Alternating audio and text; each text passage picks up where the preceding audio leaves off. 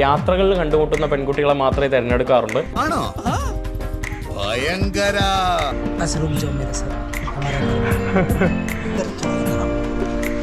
തിരുമേനി മറ്റൊന്നും വിചാരിക്കരുത്. ഞാൻ എന്ത് വിചാരിക്കാനാ? ഒന്നുകൂടി ട്രൈ ചെയ്യുന്നില്ലേ?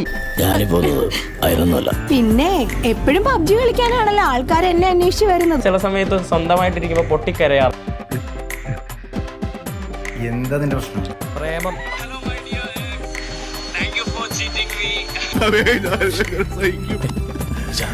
ഞാൻ നിന്നെ മനഃപൂർവ്വം ചതിക്കുന്നു എനിക്ക് തോന്നുന്നു. തോന്നുന്നുണ്ട്.